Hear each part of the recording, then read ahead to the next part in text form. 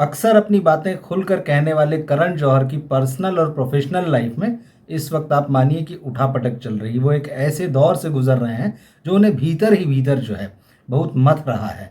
और ये बात जो है करण जौहर ने खुद एक इंटरव्यू में कही है। उनकी पर्सनल और प्रोफेशनल लाइफ जो है वो किस दौर से गुजर रही है।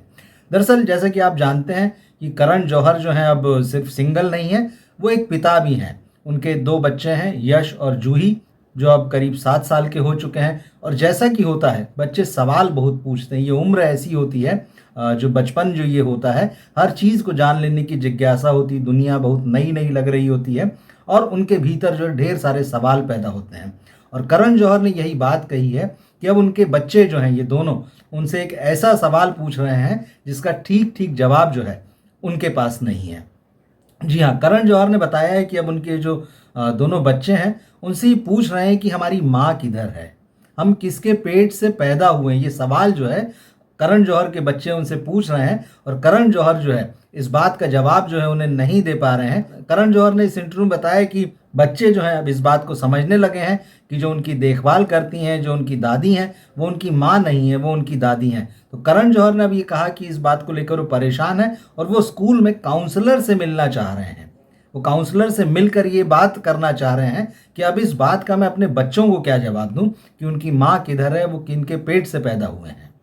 करण इस स्थिति को संभालने की कोशिश में लगे हुए हैं। वो ये चाहते हैं कि भाई ये परिस्थिति जो है एकदम बच्चों के सामने साफ भी रहे और उनके मन पर जो है किसी तरह का बुरा प्रभाव भी ना पड़े, वो चीज़ों को, परिस्थितियों को समझ जाएं। लेकिन अब बच्चे इतने छोटे हैं, वो 7 साल के बच्चे हैं।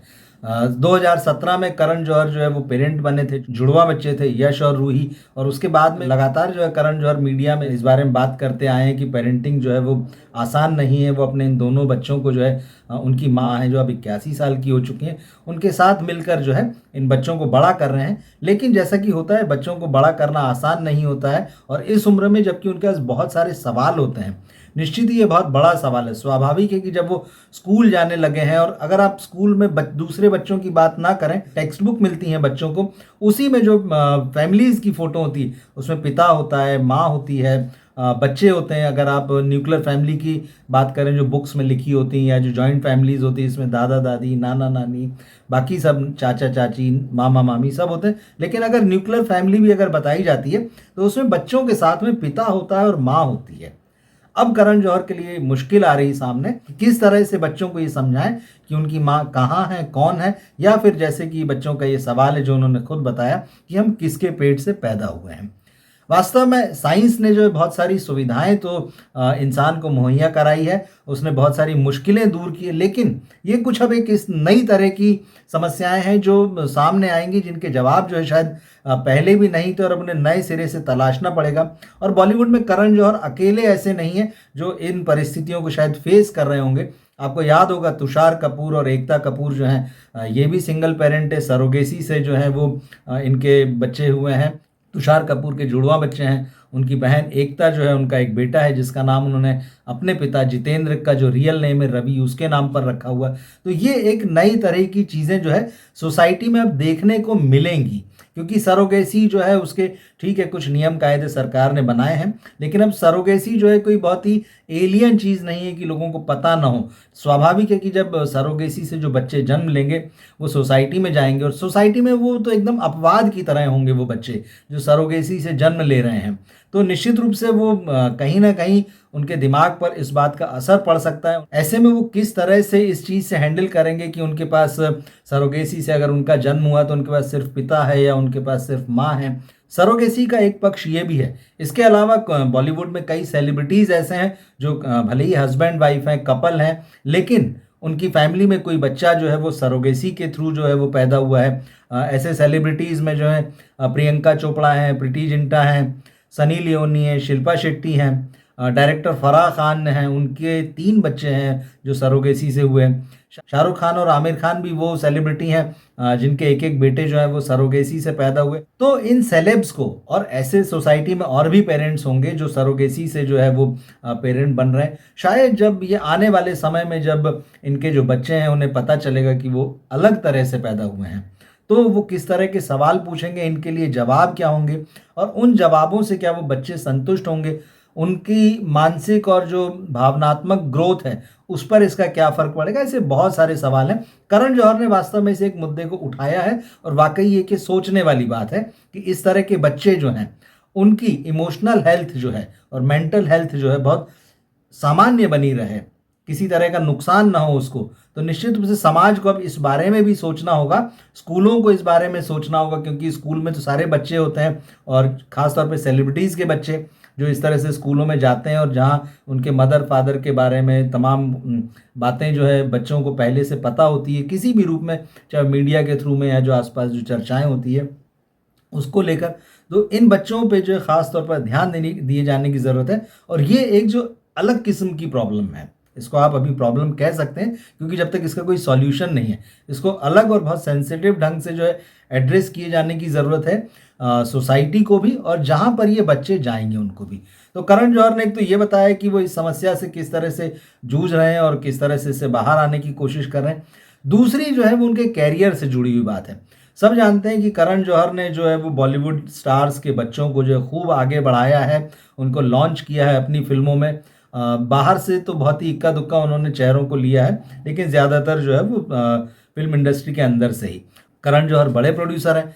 अब ऐसे में उन्होंने एक बयान जो दिया है वो ये दिया है कि अब फिल्म मेकिंग तो बहुत महंगा हो चुका है और अब जब फिल्म मेकिंग महंगा हो गया, साथ ही जब फिल्में बॉक्स ऑफिस पर नहीं चल रही है, इस बात को कैसे हैंडल किया जाए कि स्टार्स जो हैं ऊंची फीस मांग रहे हैं। उन्होंने कहा कि भाई वो चांद तारे मांग रहे हैं, मतलब इस तरह से वो फीस मांग रहे हैं। उन्होंने कहा कि भाई जो आदमी 35 करोड़ रुपए की फीस मांग रहा है उसकी फिल्म जो है वो 3.5 करोड़ की भी ओपनिंग नहीं लेती पहले दिन में, तो स्वाभाविक है कि कैसे दिया जाएगा। और ये कोई पहला मौका नहीं है कि करण जौहर ने इस तरह की चिंता व्यक्त की है, इससे पहले भी वो इस बात को एड्रेस कर चुके हैं कि भाई जो जिन लोगों को इनडायरेक्टली उन्होंने कहा कि भाई जिन लोगों को मैंने बनाया, जिन लोगों को मैंने लॉन्च किया, वही आज जो है जब मैं दूसरी फिल्म साइन करने के लिए उनके पास जाता हूँ या उन्होंने कहा नए लोगों के पास में जाता हूँ, तो वो इतनी बड़ी फीस कोट करते हैं कि मैं हैरान रह जाता हूँ कि आपकी बॉक्स ऑफिस वैल्यू क्या है, आप क्यों इतने करोड़ में मांग रहे हैं। लेकिन वही जिस तरह का एक सिस्टम जो है बॉलीवुड ने बना दिया है, इन सो कॉल्ड स्टार्स को जो है वो सिर आंखों पे एकदम बैठा के रखना, उनके हर नखरे को जो है वो झेलना, उसको पूरा करना,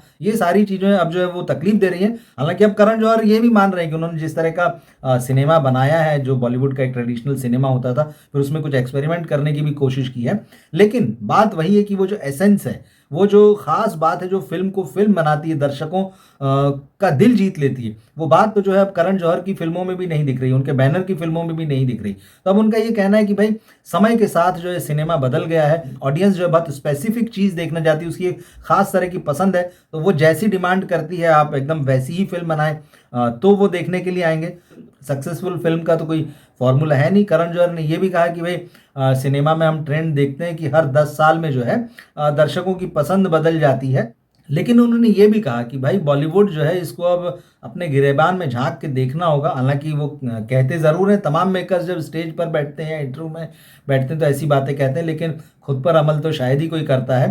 तो जैसे करण जौहर ने इसमें कहा कि भाई अब पठान और जवान जैसी फिल्में चल गई तो हर आदमी जो है वो एक्शन फिल्म बनाना चाहता, हर प्रोड्यूसर एक्शन फिल्म बनाना चाहता, हर स्टार जो है वो एक्शन फिल्म करना चाहता है। लेकिन अभी थोड़े समय बाद कोई लव स्टोरी हिट हो जाएगी तो आप वैसी फिल्म बनाना चाहेंगे। तो क्या ये भेड़चाल है? इस भेड़चाल में चलने का जो है क्या किसी को फ़ायदा मिलेगा? क्या इसका प्रोड्यूसर्स को फ़ायदा मिलेगा?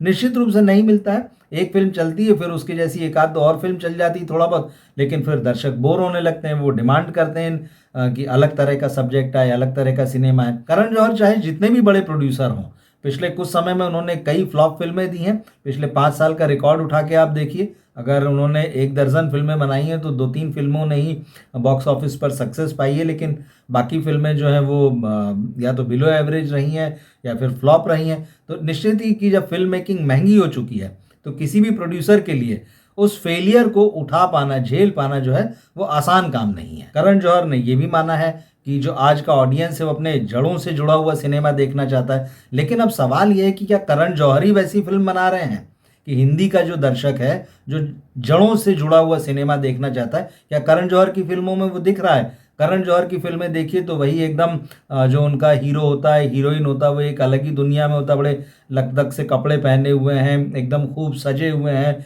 और एक अलग ही कहानी चल रही होती है जिसका जो है आपके दर्शकों से कोई लेना देना ही नहीं होता। वो एक अलग ही दुनिया होती है, या फिर वो सिर्फ मेट्रो की दुनिया होती है, या फिर आप यूरोप अमेरिका चले जाइए उस तरह की दुनिया होती। तो करण जौहर भले ही ये बातें कह रहे हैं, लेकिन वो अपने सिनेमा में ऐसा कुछ अमल करते हैं, ये बहुत ही रेयर दिखाई देता है।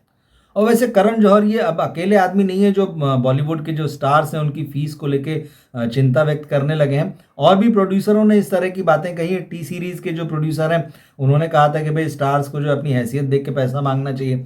तमाम डायरेक्टर हैं, फराह खान से लेके अनुराग कश्यप तक, वो ये शिकायतें कर चुके हैं कि भाई स्टार्स के बड़े नखरे होते हैं। वो कह चुके हैं कि वो काम से ज़्यादा जो है वो उनको जो मिलने वाली सुविधाएं हैं, जो पैसा है, उस पर ध्यान देते हैं। तो सवाल ये उठता है कि जब इतनी सारी चीज़ें हैं और वो सामने दिख रही हैं, तो फिर इसको एड्रेस क्यों नहीं किया जाता है, इसका सॉल्यूशन क्यों नहीं निकाला जाता है? क्यों करण जौहर तो प्रोड्यूसर भी हैं, क्यों वो पैसे देते हैं इतने?